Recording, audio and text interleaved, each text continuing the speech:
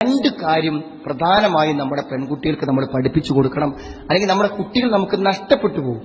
ഒന്നാമത്തെ കാര്യം സംസാരമാണ്. സുഹൃത്തുക്കൾ, നിങ്ങൾ പെൺകുട്ടികളെ മാത്രം വിളിച്ചിട്ട് ക്ലാസ് എടുത്ത് കൊടുക്കേണ്ട ഒരു കാര്യമുണ്ട്. അങ്ങനെ പഠിപ്പിച്ചാൽ തന്നെ അത് മനസ്സിലാക്കി കൊടുക്കാൻ പറ്റും.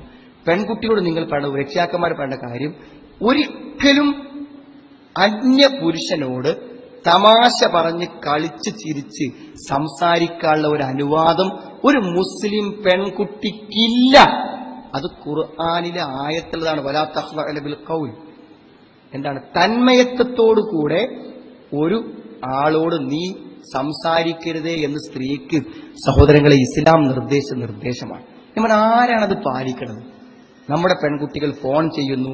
അതേപോലെ തന്നെ സഹോദരങ്ങളെ, കുടുംബത്തിൽപ്പെട്ട ആളുകൾ, ജ്യേഷ്ഠന്റെ എളാപ്പാന്റെ മക്കള്, ഇളയമാന്റെ മക്കള്, ആരൊക്കെ വന്നാലും ക്ലാസ്മേറ്റ്സ് നിരന്തരമായി ഫോൺ ചെയ്ത് തമാശകൾ എന്ന് പറഞ്ഞാലും പോലെ പുറത്തടിച്ചും തോണ്ടി വിളിച്ചും തമാശകൾ പറഞ്ഞും പൊട്ടിച്ചിരിച്ചും ആണ് ക്ലാസ്സിൽ പെരുമാറുന്നത്.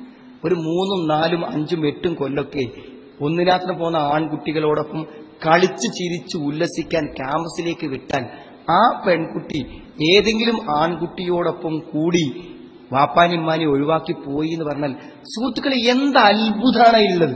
ഒരത്ഭുതമായില്ല. അതുകൊണ്ട് എങ്ങനെ അന്യ ആണുങ്ങളോട് പെരുമാറണം എന്ന് ഇസ്ലാമികമായ നിലക്ക് പറഞ്ഞു കൊടുക്കണം. അതിന് നമ്മളെ ഭാര്യമാർ ശ്രദ്ധിക്കേണ്ട കാര്യം, അവരും പെരുമാറുമ്പോൾ വീട്ടിൽ അന്യ പുരുഷന്മാർ വരുമ്പോൾ ആ ഒരു അവസ്ഥയിൽ പെരുമാറാൻ പറ്റണം. ചില വീട്ടിലൊന്നും നമ്മൾ ചെന്നാൽ അവിടെ സ്ത്രീകൾ ഉണ്ടെന്ന് പോലും നമുക്ക് അറിയാൻ പറ്റില്ല. എന്ന സുഹൃത്തുക്കൾ, അവിടുത്തെ പുരുഷന്മാർ ഏത് രൂപത്തിൽ ഇടപെടുന്നു അതുപോലെ ഇടപഴകുന്ന സ്ത്രീകളുണ്ട്. അവർ തെറ്റൊന്നും വിചാരിച്ചിട്ടില്ല, പക്ഷെ അറിയില്ല ഇസ്ലാമിൽ എങ്ങനെയാണ് ഒരു അന്യ പുരുഷനോട് പെരുമാറേണ്ടത് എന്ന് അറിയില്ല. അത് നമ്മൾ അടുത്ത തലമുറക്ക് പഠിപ്പിച്ചു കൊടുത്തില്ലെങ്കിൽ ഒരു പെൺകുട്ടിനെയും നമ്മളെ വീട്ടുമുറ്റത്ത് പന്തലിട്ട് ഇസ്ലാമിന്റെ ഒരു നിക്കാഹ് നടത്തി കൊടുക്കാൻ പറ്റുമെന്ന് സുഹൃത്തുക്കൾ നമ്മൾ ആരും വിചാരിക്കണം. രണ്ടാമത്തെ കാര്യം വേഷവിധാനങ്ങളാണ്. ഞാൻ പറഞ്ഞത്, എല്ലാ നല്ല ദീനിയായ ആളുകളും സ്വന്തം പെൺകുട്ടികൾക്ക് കൊടുക്കുന്ന ഡ്രസ്സ്, സഹോദരങ്ങളെ, ഭയാനകമാണ്. രണ്ട് കാര്യം, ഒന്ന് ശരീരത്തിൽ ഇറുകിച്ചേർന്ന വസ്ത്രം, അതേപോലെ തന്നെ നഗ്നത മറയാത്ത വസ്ത്രം.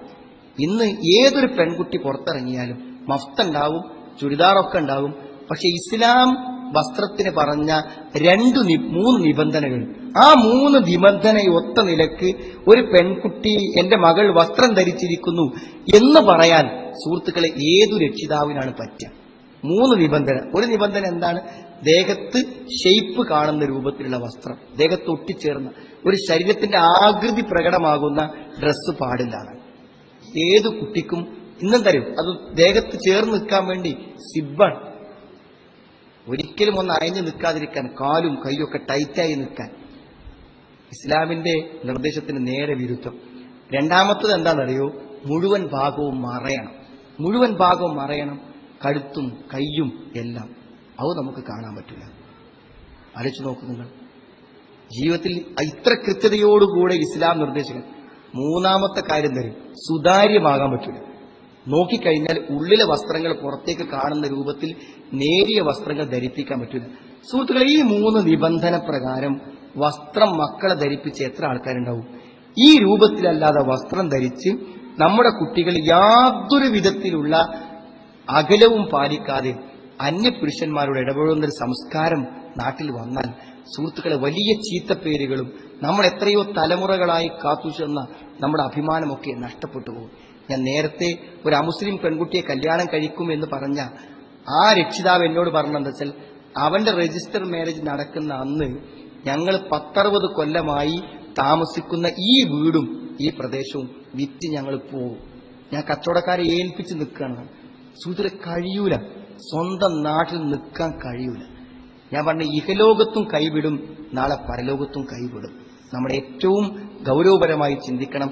ഇസ്ലാമിക മര്യാദ അനുസരിച്ചുകൊണ്ടുള്ള വേഷങ്ങളും സംസ്കാരങ്ങളും നമ്മുടെ മക്കൾക്ക് ഉണ്ടാക്കാൻ ശ്രമിക്കണം.